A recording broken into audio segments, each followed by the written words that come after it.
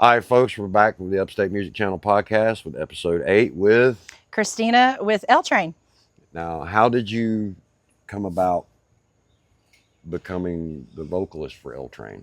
Oh, so it's kind of a sad story in a way because L Train had Elizabeth Carpenter as the lead singer, and I was actually doing a side project with them, and I was going to shows and doing backup vocals just so I could get some rehearsal time being on stage because I didn't have a whole lot of stage presence, and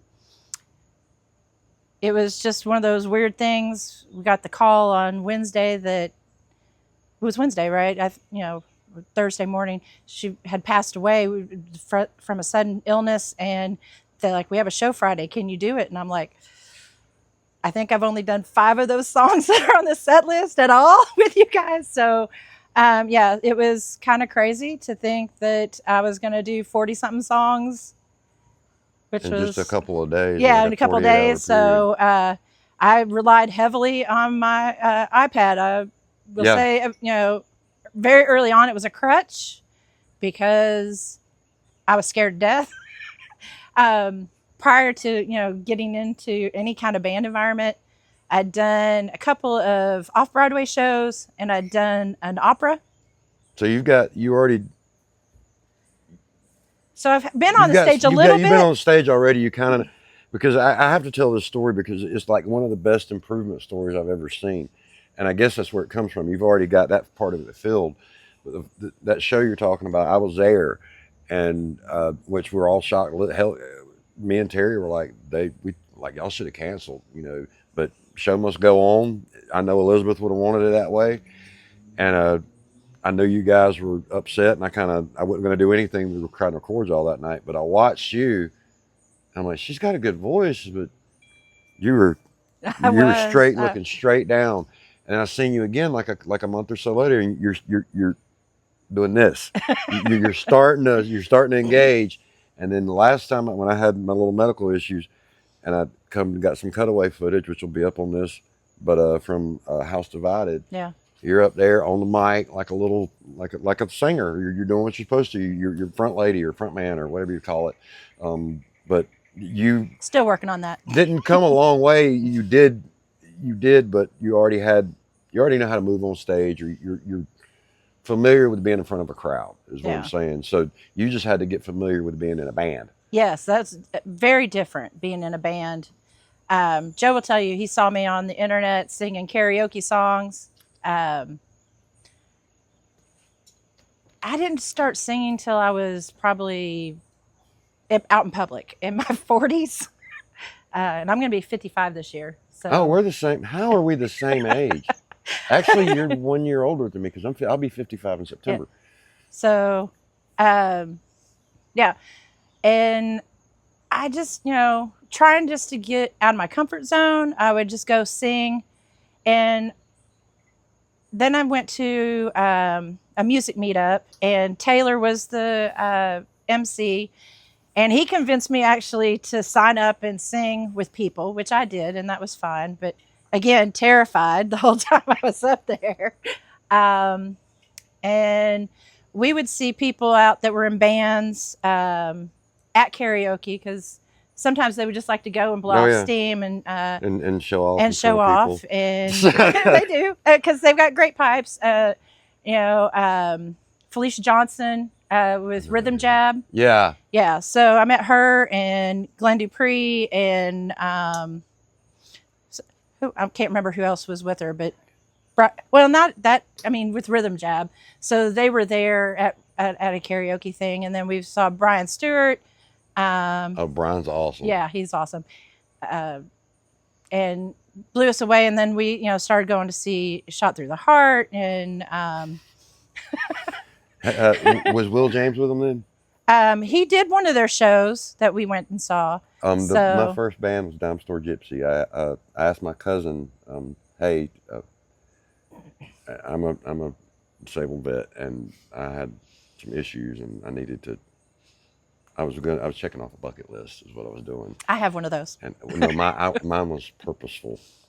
I would voluntarily taking. Anyway, I'm gonna go see his band before I do that, and it literally saved my life. And it was me and Will had our first show together. He was a drummer for Dime Store Gypsy, the drummer. Okay. Yeah. And he is an absolute insane drummer, and he's way better on guitar than he is on drums. My fantasy band, he's the drummer. Yeah. But I knew that kid and all the effects I came up with around a drum kit was because of that kid.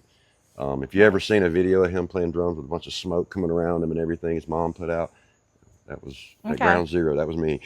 Awesome. That's really awesome. But yeah, that I shot through the heart. They're one of the better bands in the Upstate, because I've seen them at their second show, and their second show, they blew most bands out of running lights that they got away from me, and that's hard to do. I'm not trying to brag or anything, but that's hard to do. And I'm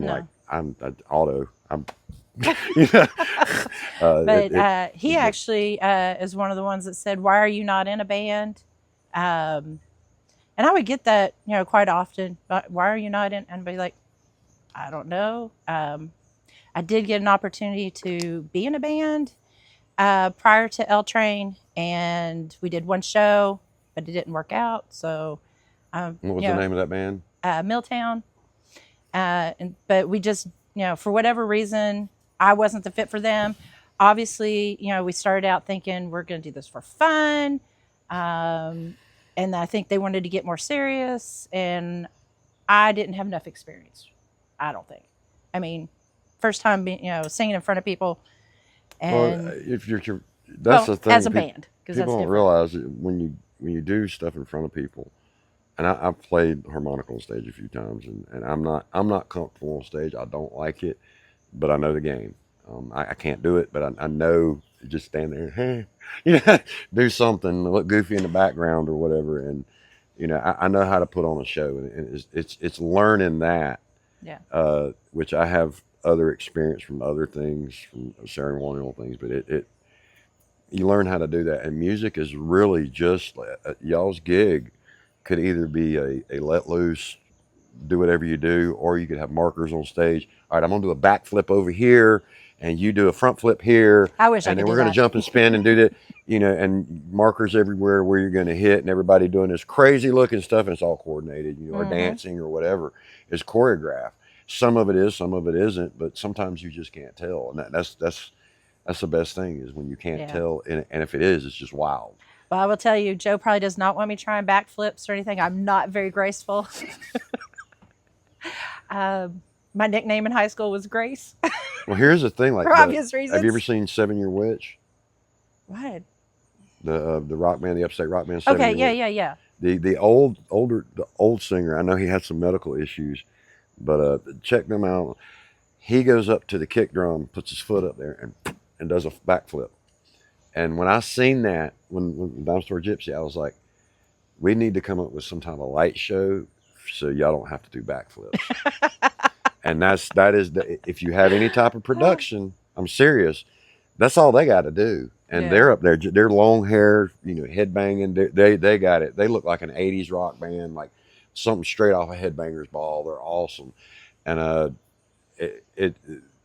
they don't need any effects. I mean, they are the effects, and that's the thing. If they did effects, it would be so. I think they have some kind of light show, but it's so much better. But you got Joe with he's got some crazy stuff. He does. And do y'all use those with L Train? You use a lot of the. We do.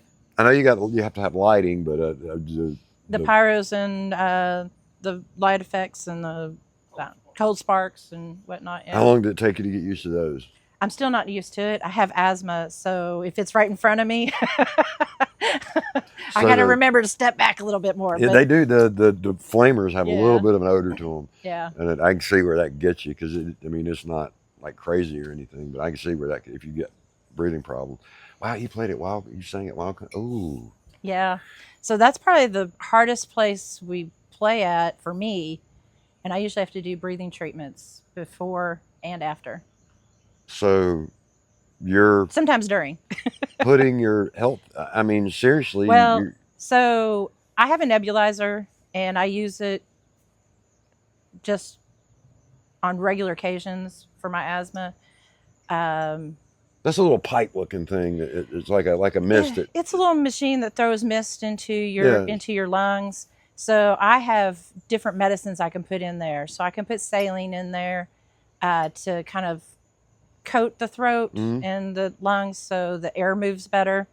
Then I've got some albuterol and bromine stuff that I put in there if I really need like extra help. Does that help you? Like do you use that as like a performance enhancing drugs, for, like I do for creativeness Yeah, with a certain well, I herb? mean, I want to be able to breathe, so that makes it really important that I do things to keep my lungs going because I'm a belter when I sing. It's not just la di I da di thought you said da. something else for a second. I was Oh like, Lord, what? What? I belt my songs out. So I swear I thought you said something. Like, what do you eat before? How do you do that on command? woo. I'm sorry. That's going to go in a blooper reel, but it's going to be on episode 2. But yeah, so like I love Heart, and they have a lot of songs that take a lot of breath, Oh, a lot yeah. of high, long volume notes. Of course, Pat Benatar, and the kind of strong female presence with the voice. I gravitate towards that, but I'm a metalhead, so any of the heavy metal stuff we can do, throw it in there. So here's a question. You said your age a while ago, and I never ask a woman her age. I'm old I don't South care. polite.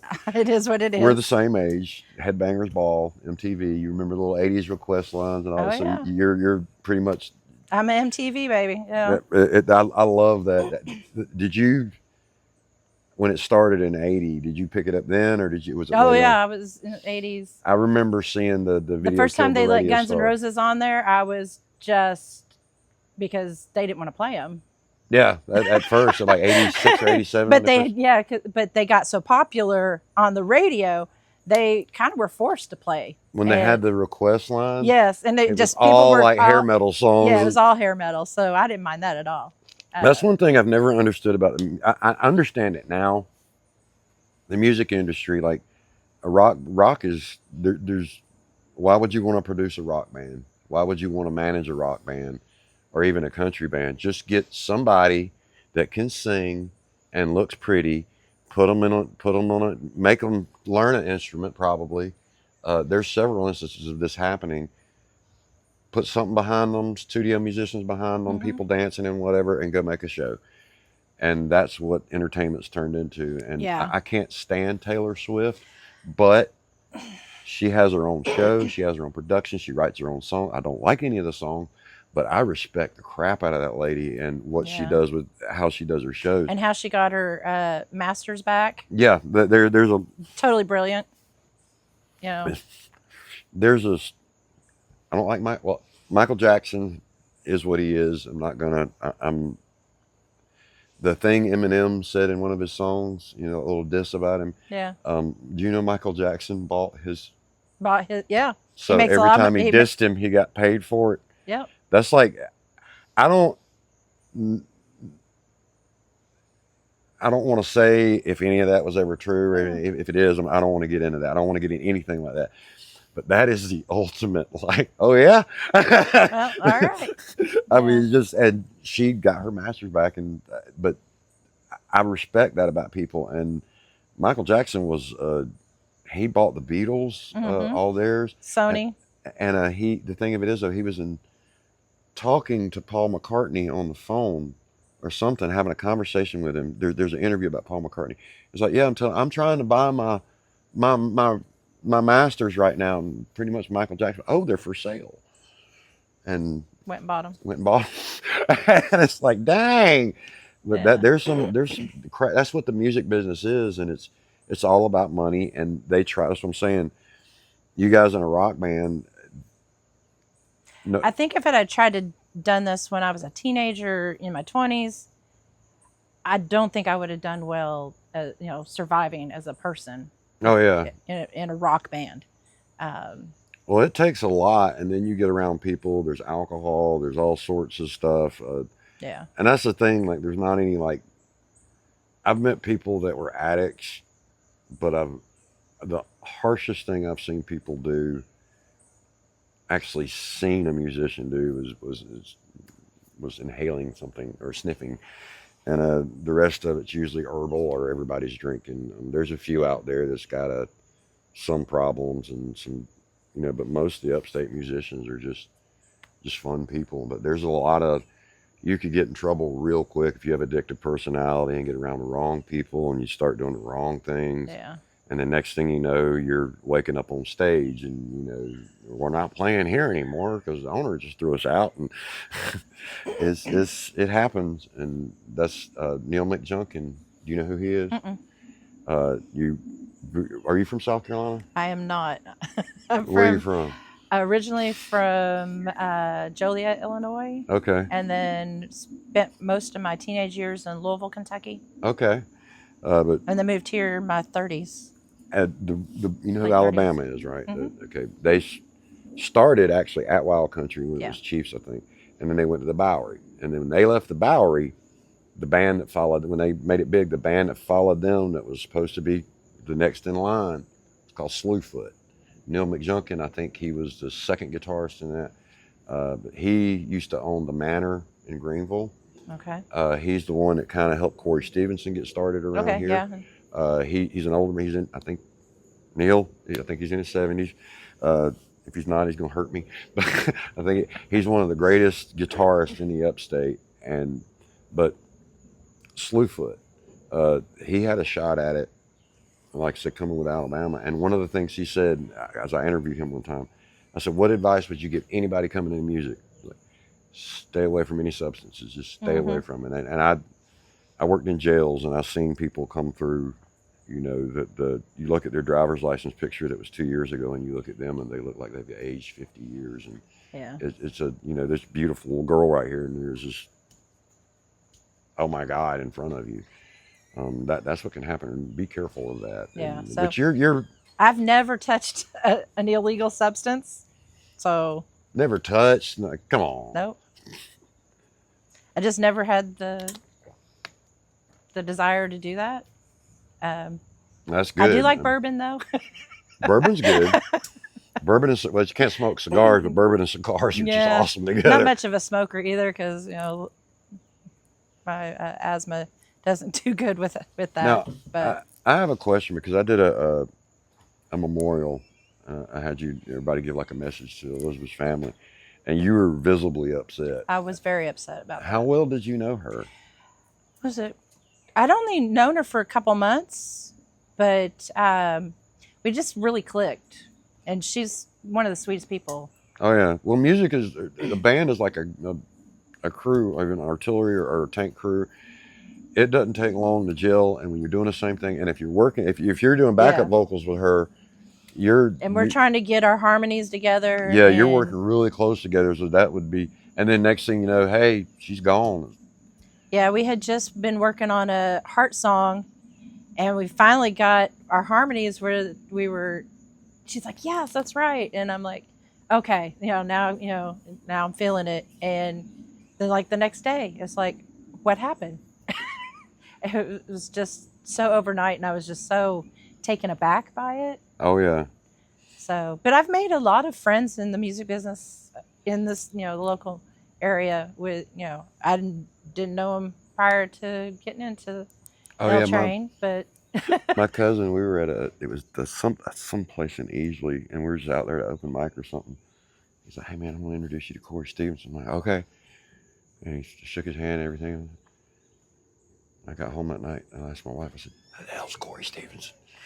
And I ended up doing lights for him several times. As a matter of fact, he's going to be on this show, or he's scheduled to. He's got an album coming out. But anyway, I love him. He's a great kid. But when I first got into music, it was like I'd talk to people like, "Who are you?" And some of them I should have had a little bit more respect for, but I didn't, because I'm that kind of person. Like, if you've done what I've done, it kind of comes with the territory. But there's a lot of people that I've met that I should have been more, not respectful, but more like, hey man, you're awesome. Like, but I'm just like, yeah, okay, cool, nice to meet you, whatever. And some of them are kind of like that, because they get bugged all the time. And if you've been what, a year, 2 years now? What, it's 2.5 years. 2.5 years. Have you learned how to like if I come up to you and say hey and start talking to you about something with lights or sound or whatever's going on stage during a break, and like if you're talking to your Joe or whoever, somebody in the band, somebody professional, and a fan comes up, have you learned how to just stop what you're doing and just talk to them, and then wait that conversation? Because I have stood there and like wait, and then talk to them, and I think there's a couple people I've had a 5-minute conversation or a 5-second conversation with it took 5 minutes. Yeah. Because, hey man, now I really appreciate when they come up and they're like, "Oh, you sound great." Oh yeah, but what I'm saying is, do you know this song? Maybe next time you can play it. did that kind of, what I'm saying is, did that kind of click with you immediately, since you're not older, but you're not a 20-year-old with no manners coming into something? I mean, I think so. I mean, I always try to listen, because we have this one young lady that comes to our shows, and she always wants to come up and sing with us, and she's as cute as a button. And she's scared too when she comes up, but she, so I love that nurturing part of it. Mm-hmm. So just FYI, it is not a good idea to go to a band and say, "Can I sing?"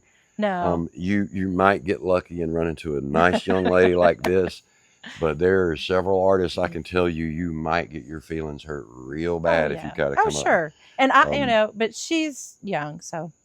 But I mean, it's, I've seen people do that, and sometimes, like Elizabeth, with Joe's episode, I told how I met her. I'm at Powdersville Pub, and Corey Massey and Todd King's up there playing, and they're like, "We're going to bring her up," and I'm like, "Oh Lord, they're bringing who?" And I'm like, "These guys," and I stopped recording, just, okay, who's this? She comes up, and I'm like, "Oh crap, let me help her." And she's on her crutches, and I get the mic from her, and I'm like, I about knocked somebody out of the way to turn my phone back on to record her singing. Yeah. And I was like, "You got to be kidding me!" And sometimes that happens, but sometimes can I sing? And you get somebody up there, and oh dear Lord, and it's not good, and they have your mic. Yeah. And you have to take it away from them in front of people. So, or let them embarrass themselves. That's a very tricky thing to play with. It's been with respect. It's not been, Oh yeah. So if somebody comes up, and it's somebody that we know that can sing. That's what I'm saying. Somebody you know is a little bit different, but somebody you don't know, that there's that's what I was wanting to get at, is that person. Yeah. And I don't want anybody to go, "Oh, I can go up Mask L Train and we can sing one." No, well. No, don't do that. But unless you know them, and which I think Clementine or. Yeah, we've brought Clementine up, yeah. I mean, y'all, I mean, that's kind of what you do, but I mean, I just want to make sure that got out there before y'all. I know, and I'm not trying to. His face was like, "Oh, don't tell people." Don't tell people we let people just come up and sing with us. No. But that's why, and people do that. They have a David Locke. There was they used to be David Locke and David. I can't remember the guy. David Edwards. They used to play together, and a girl come up and ask one of them, "Can my friend sing?" And all of a sudden, and he's trying to talk to her, and David Locke walks up and he sees what he's doing, and he just starts a song. "Excuse me, ma'am," and he had to get away to play. Yeah. And that's the best way to handle it, is if somebody else notices, just start the song. Yeah. But I've heard people come up and say they want to sing happy birthday to somebody, or they want to do this, or they want to do that. And people don't realize a Shure 58, that's a $100 mic. That stand is what, $25, $30 for a boom stand. The cable's $10, and up to a $5,000 to a $10,000 PA sometimes. And somebody with a lot of alcohol in their system is going to come up there on stage where there's cables everywhere. Like when I get on stage with you guys to film, I know how to stage walk around cables. I know what to look for. That's another thing. When you're first time on stage, there's a question. Your first time on stage, how did you deal with all the chaos? So because I was familiar with being on a stage, having done off-Broadway stuff, and I've also done opera, which those were on my bucket list. I had things, so, those two things. Being in a band was on my bucket list. I decided after I got divorced that I was going to do a bunch of things in my life because you just never know when your last day is going to be. So, Oh yeah. so that was kind of my outlook of I want to try this, these things. And so I went and did them. I didn't know how I was going to accomplish it, but an opportunity always came up with, oh, you'd be great doing this. Come with me and we'll. Oh yeah. And and I've auditioned for things and not gotten it, and wondered what I could have done better. I actually auditioned for The Voice.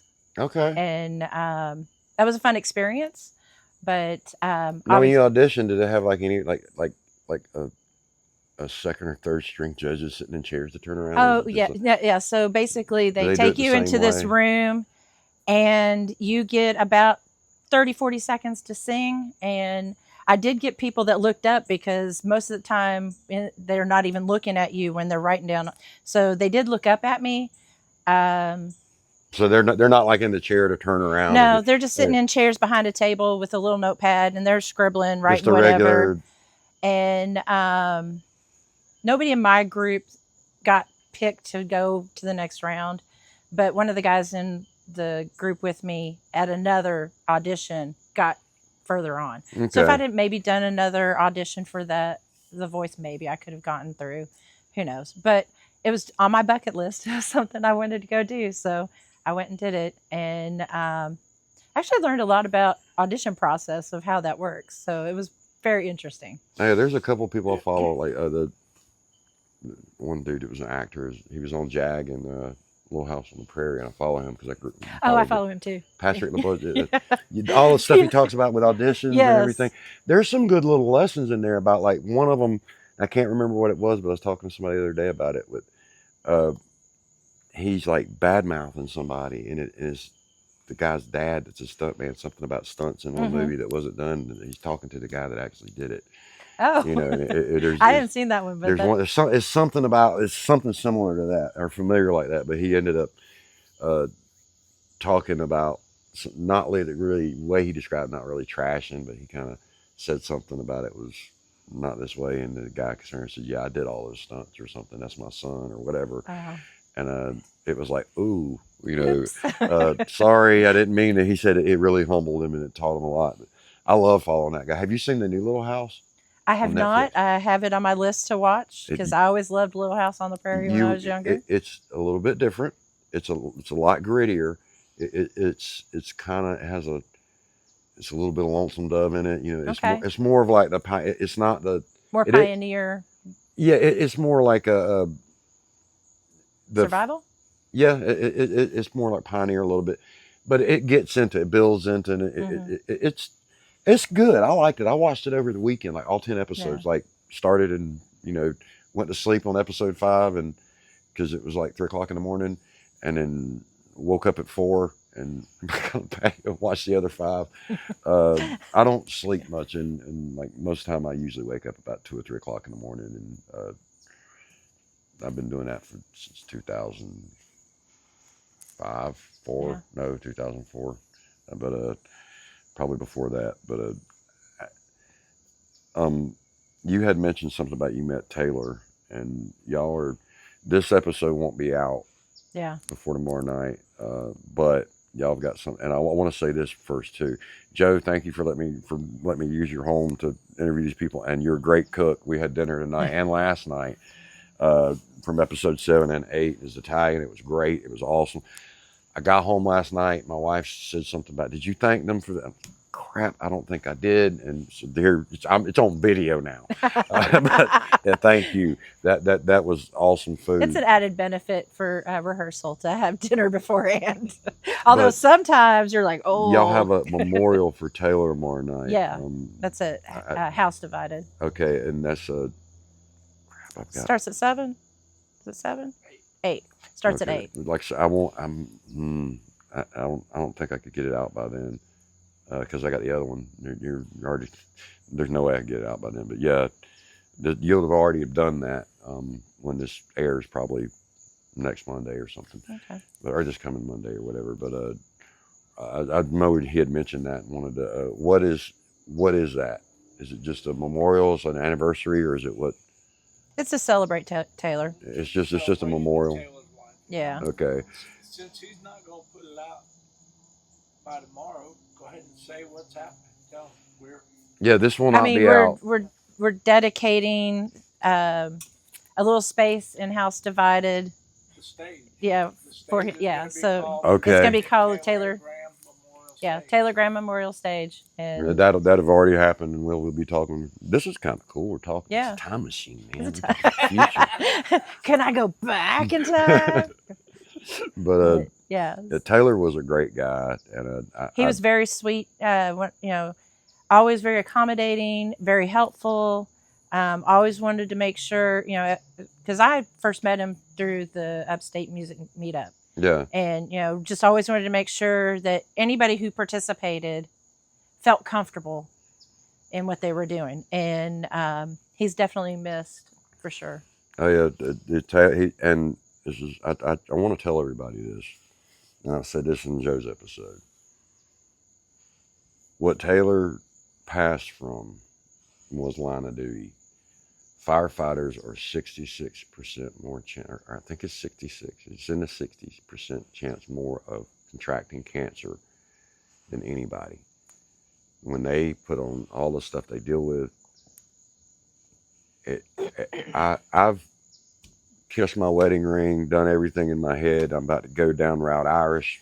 It's rock, it's just IEDs. I can do that. I couldn't. I don't know if I could sign a contract knowing that might be that's one of the things you're more likely to get hurt from than a fire is to, and that's like, that hits me. And, like I've been blown up, shot at, rockets. I've had it all. And that's bravery to me. That's, and a lot of people don't realize that. And that's just, the people have to understand when a firefighter, you need to respect the hell out of them, because they're out there, and it's like, it's almost kamikaze, and I hate to get kind of into that, but it's they literally put their lives on the line, just clocking in, Yep. and a lot of people, there's a lot of different first responder jobs. And do you need an inhaler? You good? Or I used it right before we started, but I might have to have him go get mine. well, we got about 10 minutes left. We're about to get into the fun questions. Woo. Are you good? We can take a quick I don't know. break. Go ahead and get it. I feel my throat kind of doing weird. It's in the. You've been talking a lot, and I know it's a lot different than singing, because you can It control is. your breathing. Yeah. And that's Well, and that's a hard part about singing is, it's an instrument, and you have to make sure that you're moving that air just the right way, so that when it comes out, it's not flat or sharp, and and I don't have a thing that says doo, that's your note. It's like, as it comes out, it's like, okay, that's where I'm going.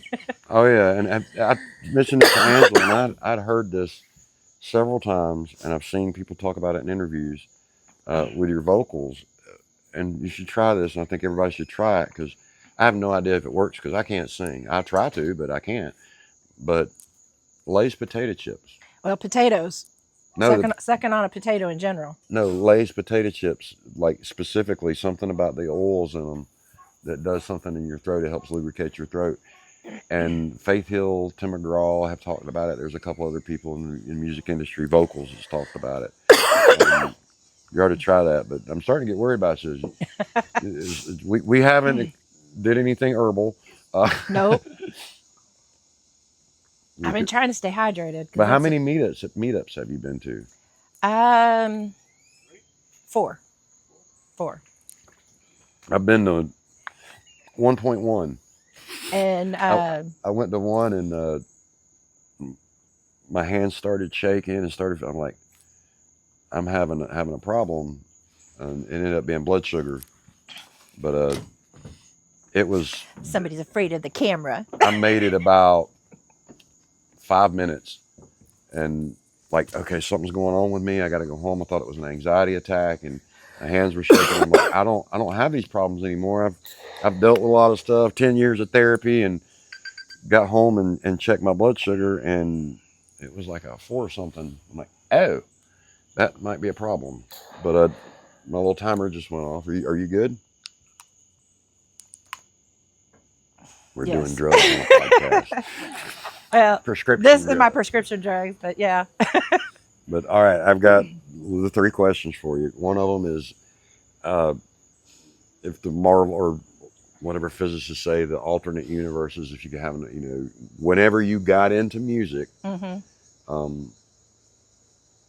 if you didn't do whatever it is that got you into music, what do you think you would be doing? I think I'd be a mad scientist.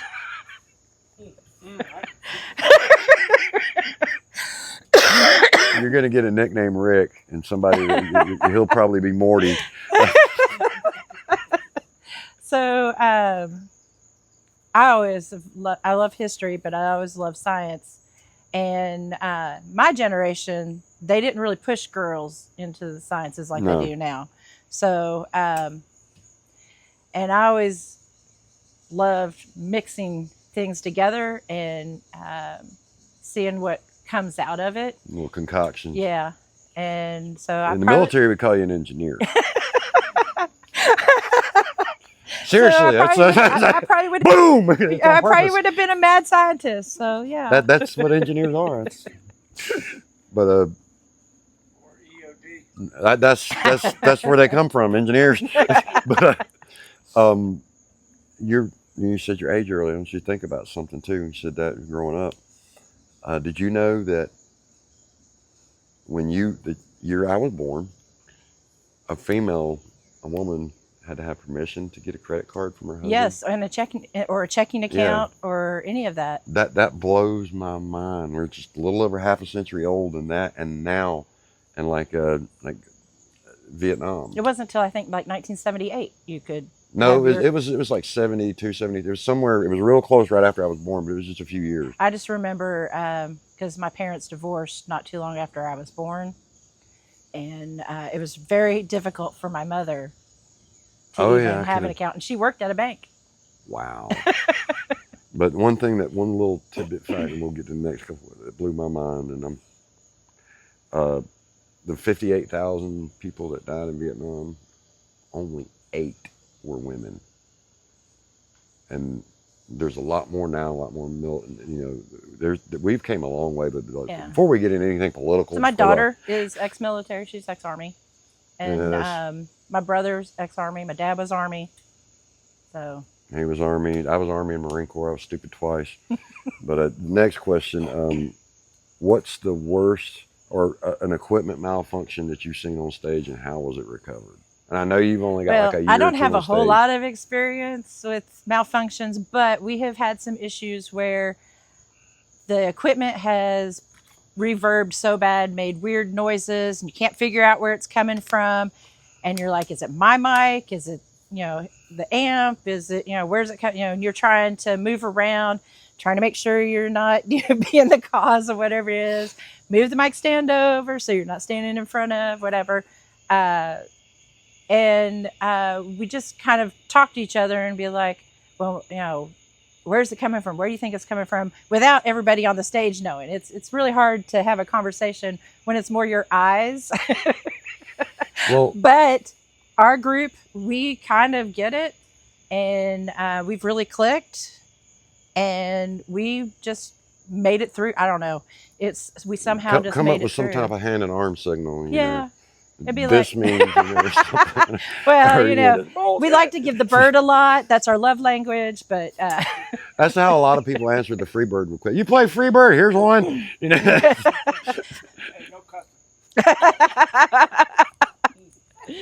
But next question. Here's the big one. We'll get off of here. But fantasy band built. there's as many as you know. Yeah. I want you to name a singer or two, but it's somebody you could be on stage with, or somebody you could go see. But an Upstate fantasy band of just Upstate musicians, nobody famous. but We all think we're famous. That's oh, some of you really do. It's just like a lot, a whole lot. But go ahead and go ahead and start with that. I almost said a few names. That's funny. Yeah. So Not cut that part. my number one singer would be Brian Stewart. Oh yeah, Brian is awesome. He's so awesome.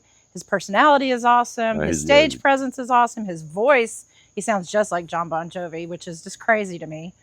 And so I would go listen to him anytime. He could be singing the newspaper, which doesn't even get printed anymore, but I mean, because it used to be the phone book. Oh yeah, you could read the phone book. You could read the phone book to me and I'd be okay.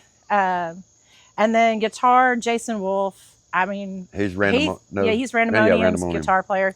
He just has a way, because I can't pick my own guitar player, Right. Because I would, because he's awesome. We have clicked, and it's Barry or Jim. Well, Barry, yeah, but Jim Key. I mean, Okay. he's just, I don't know. We have a language on stage where he can look at me, I can look at him, and he'd be like, okay, and even if we've messed up, because a lot of times people out in the audience don't know we've messed up, but we mess up a lot. to get that kind of communication either takes a lot of working together, a trauma bond, or just years together. Well, we might be trauma bonding over Joe. Trust me, that works. You one big thing happened, and you and your buddies are like, yeah, we figured this out real quick. We're good. Glenn Dupree on drums. Jim Larkin on bass. Haphazard. I also love Felicia Johnson. She's one of the singers with Rhythm Jab. Yeah. And she's just got a really cool tone to her voice. So, kind of playing off of each other. We've done some karaoke songs together. So, and then of course Clementine too. I love her voice too. Oh yeah, Clementine's awesome. She's one of the best rock vocalists in the. Sorry, that's all right. You just haven't seen me enough. Well, this is the thing. I tell people like Neil McJunkin or Corey Stevenson or Clementine or even Rashana Marie. There's several people. I'm like, these guys they're probably one of the best in the Upstate, and they look at me funny. I'm like, go listen to them, and you'll see or hear. Yeah. And Brian Stewart's one of them. Like, he's one of the best vocal. Corey Massey is probably. Have you ever heard him? I've not seen him, but I know the name. I don't. In excess. The Kick, I think it is. The Kick, yeah. They had a band called The Crude, and oh my God, they did L.A. Woman.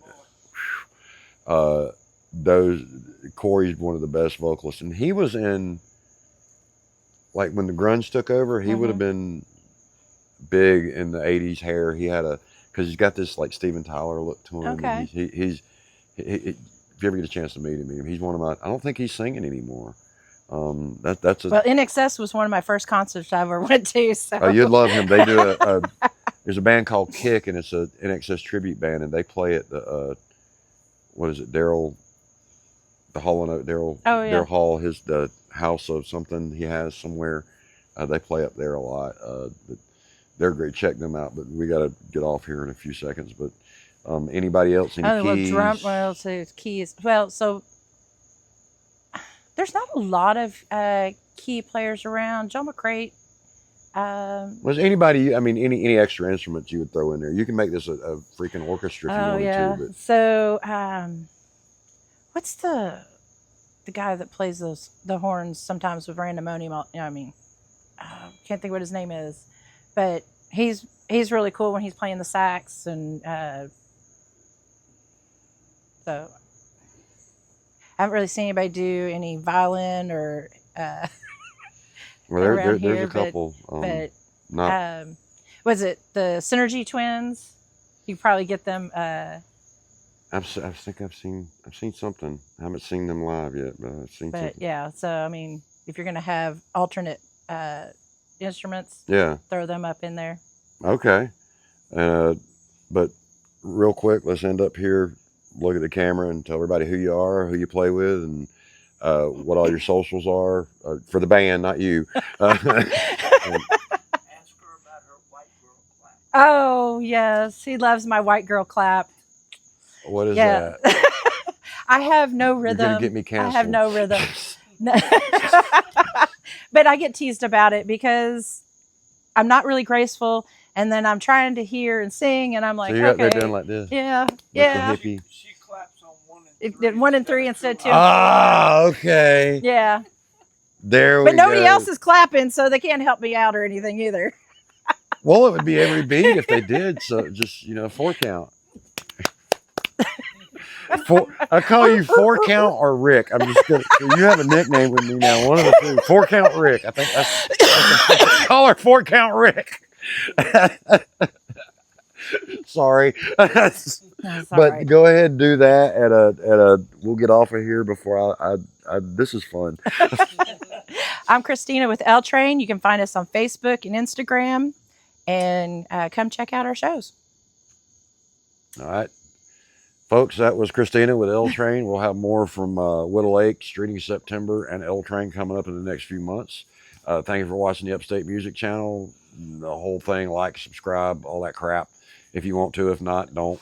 But please watch a few reels. That's how I pay for all this at Joe's house. It's free.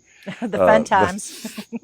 But just thank you so much for watching. It means a lot to them. It means a lot to me. This helps me a lot, and it helps these guys a lot. And these guys do a lot. They train a lot. They go out and they do their thing, and they're awesome at it. There's a live band out in the Upstate somewhere that you're gonna love, no matter what kind of music you like. Thank you for watching, and that's it for us. And we'll be back with, this was episode 8. With episode 9, I think it's Clementine. And we're probably gonna, I don't know what I'm gonna name these, but I'm thinking Ladies Night Part 1, 2, and 3, because I had Angela, and then it'll be you for episode 8, and episode 9 for her. And then we're gonna start into the guitars with, I've got them scheduled with Tim Lee, Corey Stevenson, possibly Eric, and I'm hoping I can get Glenn from Streeting September in there, kind of back to back with guitars. Those are some shredders right there. But thank you for watching. We'll see you out there on stage. Everybody's afraid, so they stay on the run. I say why run when I've got a gun. I found myself in this town, launched myself on a new ground. Can you sail this journey for the sun? I feel it too, yeah, you're not the only one. Oh, when the shallow dirt beneath your feet makes you think back to a time when you were rising on the brink. Right here in Upstate of South Carolina in Greenville, we have the top-notch musicians, man. It's awesome to see the variety that we have around here and the way things kick. Last night, I'm tired. But keep it rocking, Greenville. We'll see you.